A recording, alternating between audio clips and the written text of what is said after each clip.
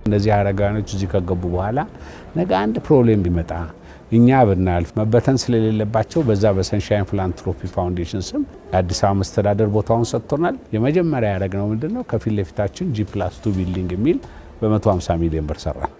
ሜጀር እንትን ሲያስፈልግ አሁን ምሳሌ እዚህ ብነግር ውሃ ከጉድጓድ ወጥቷል፣ ውሃ አይጠፋም፣ መብራት አይጠፋም፣ ጄነሬተር አለ፣ ሁሉ ነገር የተሟላ ነው። ሜጀር የሜንቴናንስ ነገር ቢያጋጥም የሰንሻይን ኮንስትራክሽን እየመጣ እስከ እድሜ ልክ ድረስ ያድሳል። እስከዛ ድረስ ግን ራሱን በራሱ ሙሉ ለሙሉ የቻለ እንዲሰራ ነው ያደረገው። ለዚህ ነው መጽሐፈ ምሳሌ ለድሆች ቸርነትን የሚያደርግ ለእግዚአብሔር ያበድራል በጎነቱንም ይከፍለዋል ብሎ የነገረን። ቅዱሱ ሊቅም ንብረትህ ያንተ የሚሆነው ለሌላው ስታካፍለው ብቻ ነው። በሳጥን ውስጥ የቆለፍክበት ገንዘብ የሌባ ወይም የወራሽ ነው፣ የሰጠኸው ግን የዘላለም ንብረትህ ነው። ወዳጄ ሆይ ገንዘብህን በሳጥን ቆልፈህ አስቀምጠህ የኔ ነው ብለህ አትፎክር። እስቲ ንገረኝ፣ መጠቀም ካልቻልክበትና በላዩ ላይ ካላዘዝክበት ያንተ መሆኑ ምኑ ላይ ነው? አንተ ለገንዘብህ አገልጋይና ዘበኛ እንጂ ባለቤቱ አልሆንክም። እንዲያውም እኮ የሚገርመው አንድ የባንክ ዘበኛ የሌላ ሰው ገንዘብ ሲጠብቅ ደሞዝ ይከፈለዋል። አንተ ግን ለወራሾችህ ወይም ለሌቦች ገንዘቡን ቁጭ አድርገህ ስትጠብቀው ደሞዝ እንኳን የማይከፈልህ የነፃ ዘበኛ መሆንህ አይቆጭህምን? እያለ በጥበቡ ያስተማረውን ማስታወስ ልብ ይሏል። ይሄ ሰው አመስጋኝ ነው፣ ነገር ግን አመስጋኝነቱ ሲከስርም ነው። ድልድዩ ቢፈርስም እሱ ግን አይፈርስም። አንድ ቀን በወሎ አካባቢ እየሰሩት የነበረው ግዙፍ የ100 ሜትር ድልድይ ተጠናቆ ሊመረቅ ጥቂት ሲቀረው በድንገተኛ ጎርፍ ተወሰደ። በርካታ ሚሊዮን ብሮች የፈሰሱበት የረጅም ጊዜ ልፋት በሰከንዶች ውስጥ ሲጠፋ ሰራተኞቹ ራሳቸውን ይዘው ኡኡ ብለው አለቀሱ፣ ተስፋ ቆረጡ። አቶ ሳሙኤል ግን በቦታው ደርሰው ያደረጉት ንግግር እስከዛሬ በሰራተኞቻቸው ልቦና ታትሞ የቀረ አስደናቂ ነበር። በቁጣና በማማረር በኢንጂነሮቻቸው ላይ በማላከክ ፋንታ በተረጋጋ መንፈስ እንዲህ አሉ። ለምን ታለቅሳላችሁ? ይሄ እኮ የሚያጋጥም የሚከሰት ሊሆን የሚችል ነገር ነው። የሰው ልጅ እስካለ ድረስ እንደገና ይሰራል አሉ። እየከሰሩ ማመስገን ይልሃል። ይሄ ነው። ማን ነው በሚሊዮኖች የሚቆጠር ገንዘብ አይኑ እያየ ታጥቦ ሲሄድ የሚያሳብብበት ሰው በመፈለግ ፈንታ አይዟችሁ፣ አታልቅሱ፣ እንደገና እንሰራዋለን እያለ የሰውን በሚያብስ አመስጋኝ? የንብረት መውደም የመንፈስ መውደምን እንዲያስከትል አለመፍቀድ፣ ድልድዩ ሲፈርስ አብሮ አለመፍረስ። መውደቅ ውድቀት አይደለም። እውነተኛው ውድቀት የወደቁበት ቦታ ተኝቶ መቅረትና በጸጸት መብሰልሰል ነው ብሎ መጽናት ትልቅ የስኬት ምስጢር ነው።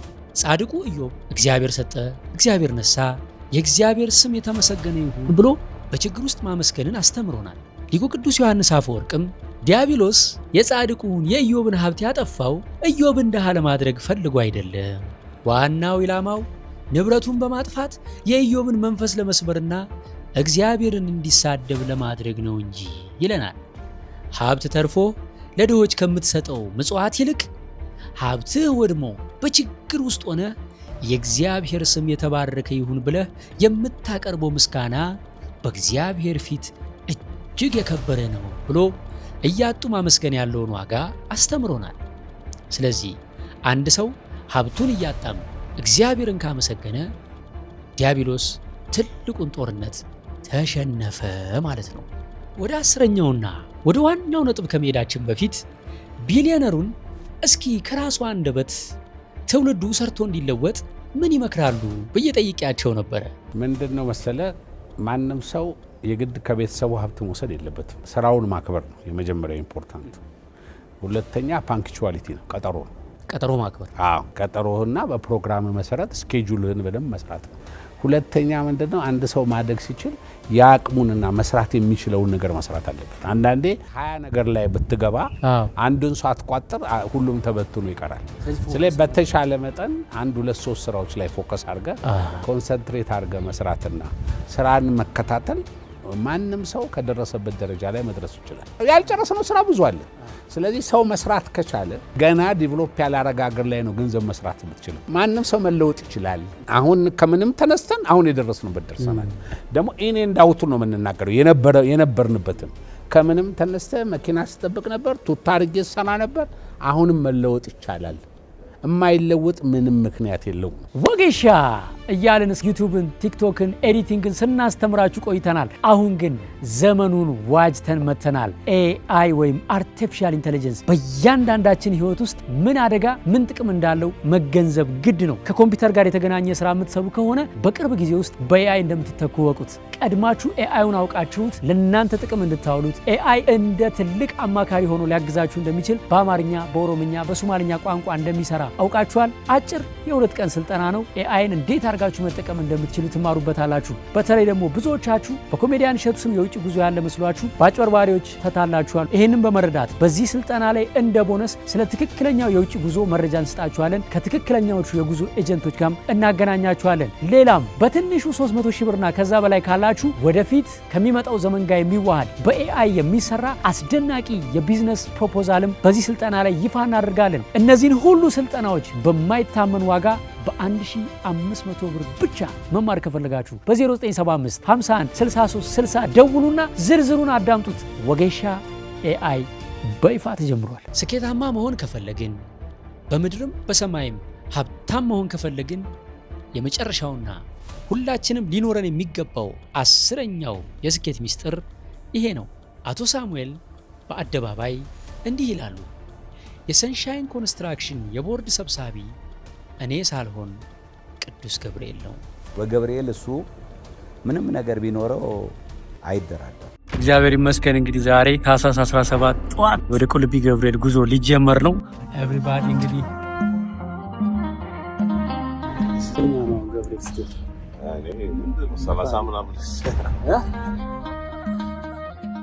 እኔ መጀመሪያ ነው ታውቃለህ።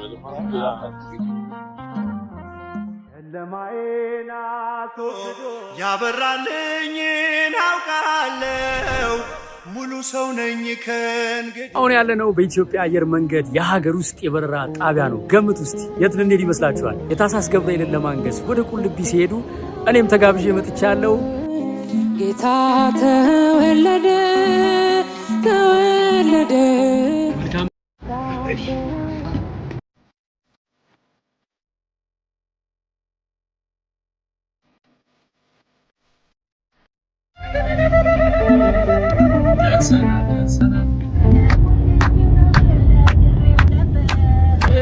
ስለቴ ሰመረ ስለቴ ሰመረ።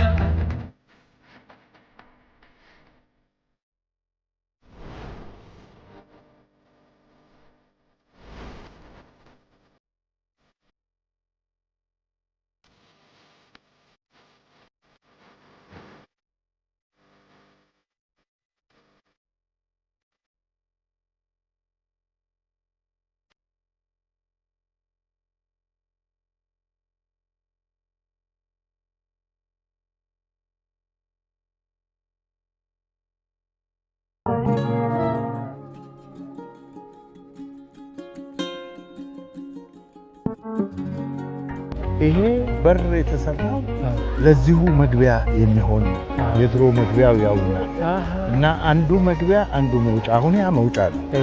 አሁን ጀምሮ ደረጃውን ሰርተን በጣም ብዙ ድንጋይ በጣም ብዙ ትልልቅ ነገር አፈርሰን ይሄ ሌብል አድርገን ተሰርቶ ሲታይ እንደዚህ አይመስልም። አሁን አውጥተን ይሄን ለዚህ ሁሉ የተከልናቸው እኛ ነን።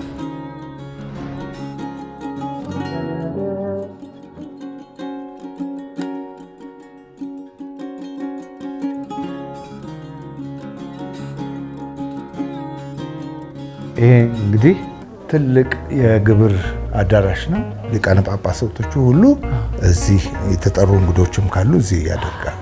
ለመሰብሰቢያም ለመመገቢያም ነው። ማረፊያ ደግሞ ለብቻቸው አለ። ለ6 ጳጳሳት የተሰራ ካህኑን ደግሞ ለብቻ። ከዚህ ጀምሮ 6 ናቸው።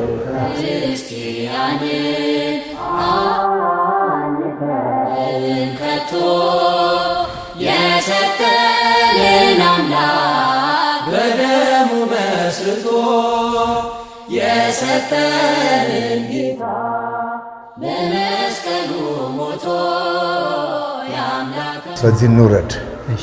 ይሄ ደግሞ መለስ ያለ ነው። ቄሶች፣ ካህኖች፣ ዲያቆኖች እንደየደረጃው ግብር የሚበላበት ነው።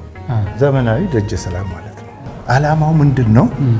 መልቲ ፐርፐስ እንዲሆን ነው። እዚህ የመጣ ህዝብ መጸዳጃ የለም። 3 ቀን የሚቆይ ሰው ሻወር መውሰድ ይፈልጋል። አሁን ይሄ የወንዶች ታይም ሊሚት አላቸው። ሻወራቸውን ይወስዳሉ፣ ይወጣሉ። ምዕመናን አሁን በመጣበት ጊዜ ምንም ችግር ውስጥ አይወድቅም ማለት ነው።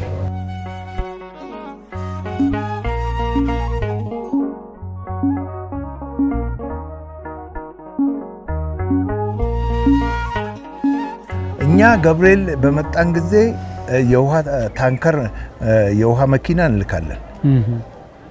የመጀመሪያውን ውሃ ጭኖ ሊመጣ ይችላል። ቀጥሎ ከድሬዳዋም ቢሆን ያመጣላቸዋል። ህዝቡ ተጠቅሞ እንደገና ቦቴው እዚህ 1-3 ቀን አድሮ ሞልቶላቸው ይሄዳል። የሰራኸው ስራ ኢንድ ፖይንቱ ያላማረ ከሆነ ባትሰራው ይሻላል። ውሃ የጉድጓድ አስቆፍረን ብናገኝ ኖሮ እሰየው ነበር። ሀድራ መጥቶ 3 ጊዜ በተለያየ መንገድ እዛ ቢፈልግ ይራቃል ናቸው። ነገር ግን አልተገኘም። 5 ሺህ ናቸው እነዚህ 10 ሺህ ነው። ይሄ 10 ሺህ ላይ 15 አለ። በየወሩ በ19ኛው ቀን በመላው ሀገሪቱ የሚገኙ በሺዎች የሚቆጠሩ የሰንሻይን ኮንስትራክሽን ማሽኖች ሞተራቸውን ያጠፋሉ። ቢሮዎች ይዘጋሉ። 6500 ሰራተኞች ደሞዛቸው ሳይቆረጥ ስራ ያቆማሉ። ለምን? ያ ቀን ለቦርድ ሰብሳቢው ለሊቀ መላእክቱ ቅዱስ ገብርኤልና ለፈጣሪያችን ለልዑል እግዚአብሔር የተሰጠ የምስጋና ቀን ነው። ሰራተኞች አይደለም ማሽን ጠቅላላ ምናልባት ድርጅት ውስጥ 300 ማሽን 400 ማሽን ቢኖር ገልባጩ ቢኖር ምናምን ቢኖር መንቀሳቀስ ክልክል ነው። እሺ ሁሉም ሰው ሙስሊም የለም ክርስቲያን የለም ቤቱ ነው። እኛም ደግሞ ከገብርኤል ተነስተን ግቢ ገብርኤል በእግራችን ነው የምንሄደው። በዓለም የቢዝነስ ታሪክ በወር 1 ቀን ስራ በማቆም የሚያጣውን የሚሊዮኖች ብር ኪሳራ ተቀብሎ ለእምነቱ ቦታ የሚሰጥ ድርጅት ማግኘት በእጅጉ ይከብዳል። እሱ በገብርኤል ላይ በደንብ የተመሰጠ እምነት ነው ያለው። ስለዚህ በዚህ ጊዜ ውስጥ አይሰራም። በርከት ያሉ ሚሊዮኖችን ነው ሉዝ የምናረገው የሚለውን ቃል መስማት አይፈልግም። በመቶዎች የሚቆጠሩ ማሽኖች የቀን ገቢ፣ የ6500 ሰራተኞች ደሞዝ፣ የፕሮጀክት 1 ቀን ሳይሰራ ማደር ወጪው ስንት ሚሊዮን ብር ይሆን? ገንዘቡን ከፈጣሪ በታች የማድረግ ዋጋ ለዓለም እብደት ሊመስለው ይችላል። ነገር ግን አቶ ሳሙኤል በረከቱ የሚመጣው ከስራው ብዛት ሳይሆን ከቦርድ ሰብሳቢው ብሎም እሱ ፊቱ ከሚቆምለት ከልዑል እግዚአብሔር ነው ብለው ያምናሉ። በጣም የሚገርማችሁ ነገር ልንገርህ። የገብርኤል ዕለት ቀን የሚወጣ ጨረታ ሊኖር ይችላል። በዛን ጊዜ ተሸንፈን አናውቅም። ኤኒ የከበደ ነገር እንኳን ሲገጥመው በዛን ሰዓት ውስጥ የሚከሰቱት ነገሮች በጣም ነው የሚገርመን። ሰው ደግሞ እምነት ነው። ለማንም ሰው የሚያስፈልገው እምነት ነው። እግዚአብሔር ቤትን ካልሰራ የሚሰሩት በከንቱ ይደክማሉ። እግዚአብሔር ከተማን ካልጠበቀ ጠባቂ በከንቱ ይተጋል እንዲል ልበ አምላክ ነቢየ እግዚአብሔር ዳዊት። አቶ ሳሙኤል ቀለም ቀቢ፣ ጣራ ሰሪ፣ ገንቢ ነበሩና ቤትን የሚገነባው እሳቸው ሳይሆኑ ፈጣሪ መሆኑን ገና በማለዳ ጠንቅቀው የተረዱ ይመስላሉ። አንደበተ ወርቁ ቅዱስ ዮሐንስ አፈወርቅም እንዲህ አለ። ክርስቶስን የንግድህ ሸሪክ አድርገው፣ እርሱ ካንተ ጋር ከሆነ ንግድህ አይከስርም፣ ከአዝናህም አይጎልም፣ ሰላምህም አይታወክም። ሰንሻይን ኮንስትራክሽን እንደ ድርጅት ከተቋቋመበት ጊዜ ጀምሮ ስራውን በጥራት እየሰራ በታማኝነትና በወቅቱ ለማስረከብ ዋጋ እየከፈለ ባደረገው ጥረት ኢትዮጵያ ውስጥ አሁን ላይ እጅግ በርካታ የኮንስትራክሽንና የመንገድ ስራዎችን አከናውኗል። ቡታጅራ ጉብሬ መንገድ 82 ኪሎ ሜትር የሚፈጅ የአስፓልት መንገድ፣ ድልድይና ቱቦ ስራዎች የተካተቱበትና ቦታው ከፍተኛ ተራራ ብቻ ሳይሆን ከፍተኛ ቅዝቃዜም ያለበት በደመናና ጉም የሚሸፈን አስቸጋሪ የመልክዓ ምድር አቀማመጥ ያለው መሬት ነው። በየጊዜው በመንሸራተትም ግንባታውን ፈታኝ አድርጎት ነበር። ነገር ግን ሰንሻይን ኮንስትራክሽን እንደ ድርጅት አቅሙን ያሳየበትና በብቃት ሰርቶ ያስረከበው 811 ሚሊዮን ብር የፈጀ አብይ የመንገድ ፕሮጀክት ነው። አላባ ዓለም ገበያ ውልባረግ መንገድ 67.8 ኪሎ ሜትር የአስፋልት መንገድ ሲሆን 712 ሚሊዮን ብር የፈጀ በ2014 ተጠናቆ አገልግሎት መስጠት የጀመረው የሰንሻይን ሌላኛው ውጤታማ ስራ ነው። ደብረ ብርሃን አንኮበር 42 ኪሎ ሜትር ከ2 ቢሊዮን ብር በላይ የፈጀና በአሁኑ ሰዓት ተጠናቆ አገልግሎት መስጠት የጀመረ ደረጃውን የጠበቀ መንገድ፣ አንኮበር ዱለቻ 40 ኪሎ ሜትር የሚረዝም አስፋልት፣ ከ2 ቢሊዮን ብር በላይ በጀት የፈጀ በመሰራት ላይ የሚገኝ የሰንሻይን ኮንስትራክሽን ትልቅ ፕሮጀክት ነው። ነጆ ጃርሶ ቤጊ 148.2 ኪሎ ሜትር ጠጠር መንገድ በሰንሻይን ኮንስትራክሽን እጅግ ከፍተኛ ብቃት ያስመሰከሩበት በ204 ሚሊዮን ብር ተሰርቶ የተጠናቀቀ ፕሮጀክት።